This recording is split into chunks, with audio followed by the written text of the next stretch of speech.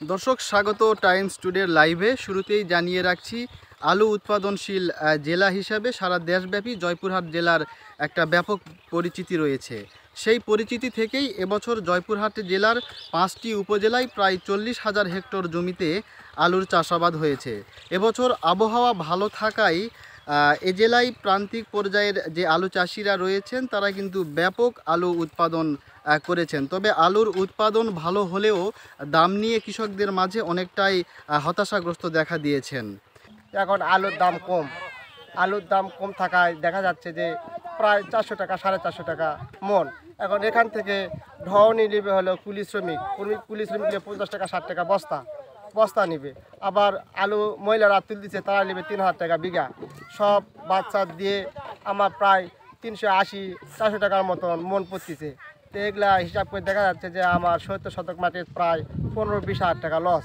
আলু উঠার পর বিক্রি করলাম, বিক্রি করে হিসাব নিকাশ করে দেখলাম বরাবর আমার 30-35 হাজার টাকার মতো লস। শুরুতেই কৃষকরা যেটি জানিয়েছেন সেটি হচ্ছে চড়া দামে আলুর বীজ কিনেছেন, এছাড়া কীটনাশক, সার, শ্রমিক সহ সব মিলিয়ে প্রতি বিঘা জমিতে 40 থেকে 50 হাজার টাকা এবছর তাদের খরচ হয়েছেন। আর বর্তমানে আলুর যে বাজার রয়েছে সেই বাজারটি হচ্ছে বর্তমানে গ্যানোলা আলু যেটি রয়েছেন সেটি কিন্তু প্রকারভেদে 400 থেকে 450 টাকা দরে বাজারে বিক্রি হচ্ছে। তো কৃষকরা জানিয়েছেন সেটি হচ্ছে এবছর কীটনাশক, সার, শ্রমিক সহ এবং আলুর বীজ সব মিলিয়ে প্রতি বিঘা আলুতে কিন্তু 40 থেকে 50 হাজার টাকা খরচ হয়েছে। আর বর্তমানে যে আলু সেটি হচ্ছে 100 থেকে 110 মন প্রতি বিঘা আলু উৎপাদন করতে পারছে এ জেলার প্রান্তিক পর্যায়ে কৃষকেরা। তো সেই হিসেবেই কৃষকেরা এবছর কিন্তু প্রায় 50 থেকে 60 হাজার টাকায় আলু কিন্তু বিক্রি করছে। তো কৃষকরা যেটি জানিয়ে রয়েছেন যে গত বছরের তুলনায় এবছর কিন্তু তারা অনেকটাই লোকসানের মধ্যে পড়েছে।